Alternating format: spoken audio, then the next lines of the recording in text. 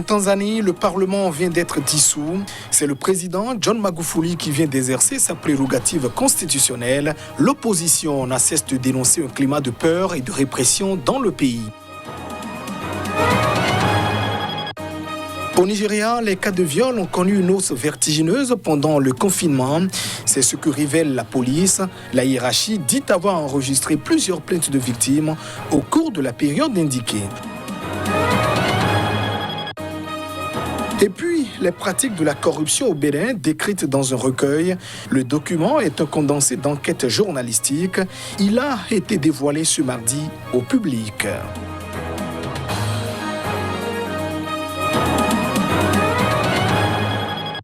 Voilà pour le sommaire de cette édition. Merci de nous choisir pour vous informer. En Tanzanie, le président John Magufuli a dissous ce mardi le Parlement. Il dit vouloir des élections générales d'octobre prochain. Un scrutin qu'il a promis libre et équitable dans un pays où l'opposition n'a cesse de dénoncer un climat de peur et de répression. Le président tanzanien John Magufuli a dissous le Parlement pour permettre la tenue des élections générales d'octobre prochain. Si la date du scrutin n'a pas encore été fixée, le Parlement devait être dissous conformément à la Constitution pour permettre la tenue des élections présidentielles et législatives. Le chef de l'État, qui devrait, sauf coup de théâtre, se présenter pour un second mandat de 5 ans, a promis que le scrutin serait libre et équitable dans un pays où l'opposition ne cesse de dénoncer un climat de peur et de répression. Cette dissolution intervient une semaine après l'attaque dont a été victime le chef du principal parti d'opposition, Freeman Mbowe, dénoncé comme politiquement motivé par son parti, le Chadema. Le Chadema et d'autres partis d'opposition, dont l'Alliance pour le changement et la transparence, ont demandé à ce que les élections soient supervisées par un organisme indépendant pour en garantir la transparence. L'opposition estime que la composition actuelle de la commission électorale ne garantit pas la liberté du scrutin, son président et d'autres de ses responsables étant nommés par le chef de l'État, qui est le chef du parti au pouvoir. Félix Tshisekedi, dans le viseur d'Amnesty International, l'organisation accuse le président de la République démocratique du Congo de renier sa promesse de justice aux victimes des répressions qui ont ensanglanté les dernières années du régime de son prédécesseur Joseph Kabila. C'est à travers un rapport intitulé « Sans suite ». Les détails. Dans son rapport intitulé « Sans suite », rendu public ce mardi, Amnesty International est revenu sur les principales manifestations réprimées dans le sang en janvier 2015, septembre et décembre 2016 et lors de 3 marches organisées par les catholiques fin 2017, début 2018 en République démocratique du Congo. Dans son rapport, l'ONG accuse le président Félix Tshisekedi, à l'époque dans l'opposition, de n'avoir rien fait pour que des enquêtes soient menées sur la mort d'au moins 320 personnes tuées durant ces manifestations. Lors d'un entretien avec des médias français en septembre dernier, après 9 mois de présidence, Félix Tshisekedi avait déclaré qu'il ne voulait pas fouiner dans le passé. En référence à cette déclaration, Amnesty International a accusé l'ex-opposant et actuel chef de l'État de renier sa promesse de rendre justice aux victimes des répressions qui ont ensanglanté les dernières années du régime de Joseph Kabila. Le Bureau régional pour l'Afrique de l'Est et australe d'Amnesty International estime que le président Félix Tshisekedi et son gouvernement doivent s'engager publiquement à poursuivre efficacement et dans les plus brefs délais les responsables présumés de la répression. Investi le 24 janvier 2019, le président Tshisekedi gouverne en coalition avec son prédécesseur Joseph Kabila, qui a gardé le contrôle du Parlement. Et puis c'est demain jeudi 18 juin que le président élu du Burundi s'installera officiellement dans le fauteuil présidentiel. La date a été dévoilée par la Cour constitutionnelle. Tout est allé très vite au Burundi depuis vendredi dernier où la Cour constitutionnelle a tranché le débat de la succession de Pierre Nkurunziza en faveur du parti au pouvoir, le CNDD-FDD, qui souhaitait une installation au plus tôt du nouveau président dans ses fonctions. Ceci pour ne pas avoir à gérer une situation compliquée, surtout à cause de l'opposition qui réclamait déjà l'organisation de nouvelles élections. Il a donc été décidé que l'investiture du général Évariste Ndayishimiye, qui devait avoir lieu le 20 août, se fera jeudi prochain à Gitega, soit 10 jours seulement après la disparition de son prédécesseur. Une source médicale à l'hôpital de Karoussi, où Pierre Nkurunziza est décédé, a affirmé qu'il était en détresse respiratoire quand il est mort.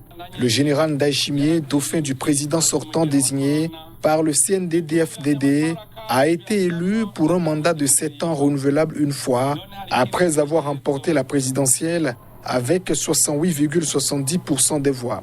L'opposition a dénoncé des fraudes massives, mais son recours a été rejeté par la Cour constitutionnelle.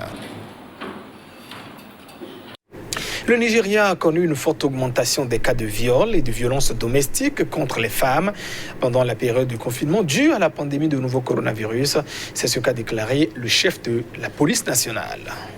À cause des restrictions liées au Covid-19, il a été observé une augmentation des cas de viol et de violence envers les femmes au Nigeria.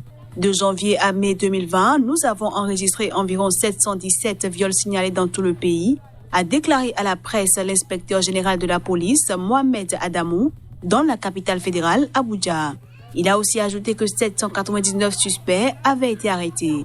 La ministre de la Condition féminine, Pauline Talen, a récemment estimé que le nombre de cas d'abus contre les femmes et les enfants avait triplé, les victimes étant piégées chez elles à la merci de leurs bourreaux, souvent des parents.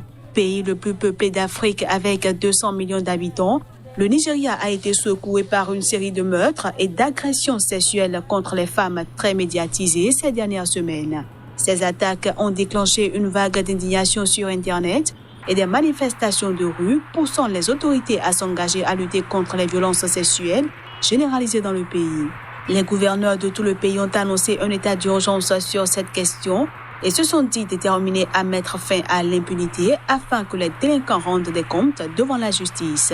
Selon l'UNICEF, le Fonds des Nations Unies pour l'enfance, une femme nigériane sur 4 est victime d'abus sexuels avant l'âge de 18 ans et la majorité des cas ne font l'objet d'aucune poursuite. En 2019, le Nigeria a lancé son premier registre national des délinquants sexuels, ce qui est considéré comme une étape importante dans la lutte contre les abus. Le président guinéen Alpha Condé a annoncé un allègement du couvre-feu dans la capitale Conakry. C'était lors d'une allocution diffusée par la télévision nationale, durant laquelle il a également annoncé la prochaine rouverture des lieux de culte et de certaines écoles fermées pour lutter contre le coronavirus. Le président guinéen Alpha Condé a annoncé lundi soir un allègement du couvre-feu dans la capitale Conakry et la prochaine réouverture des lieux de culte et de certaines écoles fermées pour contrer le Covid-19. Dans une allocution diffusée par la télévision nationale, le chef de l'État a invoqué des statistiques encourageantes en ce qui concerne le taux de guérison des malades et la létalité de la maladie. Il a cependant souligné les risques d'un relâchement et indiqué que sous réserve d'approbation par le Parlement, l'état d'urgence décrété le 26 mars dernier serait prolongé de 30 jours. Le couvre-feu en vigueur dans le Grand Conakry de 22h à 5h a été raccourci de 23h à 4h du matin, mais il demeure entièrement levé dans le reste du pays. Entre autres mesures en place, les frontières resteront fermées et le port du masque obligatoire dans l'espace public. Les classes primaires et secondaires devant passer un examen, ainsi que les universités, rouvriront le 29 juin, à condition de faire prendre systématiquement la température, respecter la distanciation sociale, instaurer un lavage systématique des mains et observer le port du masque. Les mosquées et les églises rouvriront le 22 juin dans les préfectures qui n'ont pas enregistré de contamination pendant au moins 30 jours. La Guinée a déclaré 4 572 cas de contamination et 26 décès. Au Bénin, la corruption est multisectorielle et transversale. C'est ce que révèle un recueil d'articles d'investigation journalistique piloté par la Maison des médias. Le document, dont le lancement a lieu ce mardi, s'inscrit dans le cadre du projet pour des médias plus professionnels. Reportage. Ce recueil contient 10 articles d'investigation journalistique sur le visage de la corruption au Bénin. Les enquêteurs qui ont prêté leur plume à la conception du document ont mené des recherches dans plusieurs domaines, l'économie, l'éducation, les transports et le foncier. Sur le fond des arts et de la culture, il a été démontré que les soupçons de rétrocommission sont persistants. 2 articles portant l'un sur le TEC, tarif extérieur commun, et l'autre sur la transhumance, ont révélé que ces secteurs sont des nids de corruption. Par ailleurs, 2 dossiers sont conduits dans le lotissement. Ces 2 dossiers ont montré comment la corruption constitue un cancer pour la conduite des travaux avec la complicité de l'administration publique. Réélu président. Nanti d'une longue expérience dans la lutte contre ce fléau, le président du Front des organisations nationales de lutte contre la corruption, convié, a voulu être témoin de l'événement. Jean-Baptiste Elias a exhorté les journalistes à la culture du professionnalisme et de l'éthique.